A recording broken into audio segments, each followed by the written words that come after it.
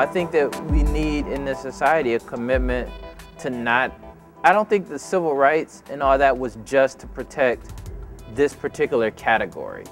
I think we need to just make a commitment of not allowing employer discrimination and leave it at that. And again, it's just something that makes sense.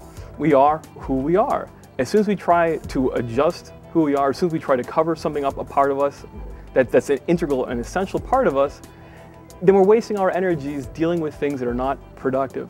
One's sexual orientation has absolutely no bearing on one's opportunity, one's ability, I should say, to do their job and to do their job quite well. Get past the mundane, get past the foolishness, get past things that have no meaning. If someone's work speaks for itself, they should be judged upon the merit of their work. I know quite a few that have lost their jobs because of it. The problem is they always buried it in something else. There's a teacher in Milford for many years that was there, closeted for years and years, but he had like 20 years in. And he had HIV/AIDS.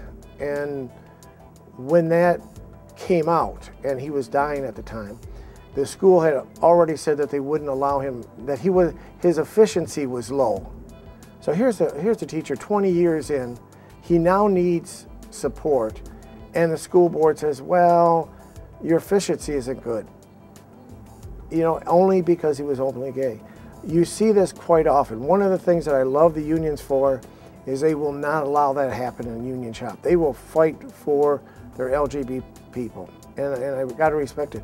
But so many jobs, it's that, I know at least a dozen that have said, everything was good for 5, 10 years, but when I came out, all of a sudden I was getting bad reports. A part of what I do as an MCC pastor is to empower the members of my congregation to come out, to be the people that God has created them to be. And they want to do that.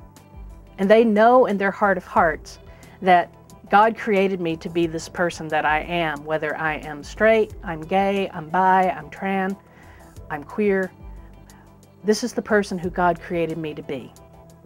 And they're comfortable being out in church, and very often they're comfortable being out in their neighborhoods, but they're not comfortable being out at work.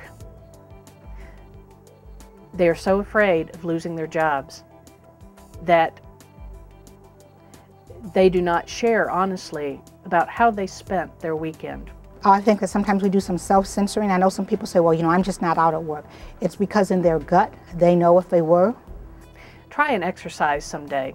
The next time you go to work and someone asks you how you spent your weekend, try to tell them the truth without mentioning your partner, girlfriend, boyfriend, significant other, or your family.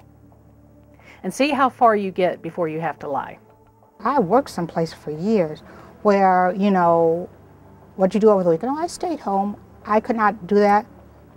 Queer people in the workplace are put in a position where they have to be concerned about losing their job if they slip up. Fair that even today, depending, not where I work, but there are places that I could go in and even if I was perceived as being gay, that I couldn't be hired, that I could be fired if I came out and talked about it, that you don't have those protections.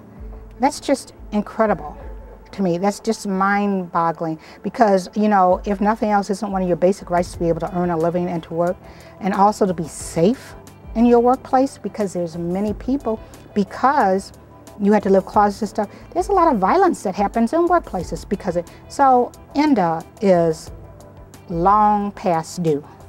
Imagine not being able to go to your congressperson and say, these issues are important to me. Because if it gets back to the organization through whom you're employed, you might lose your job. Imagine having to choose between being the person you're really intended to be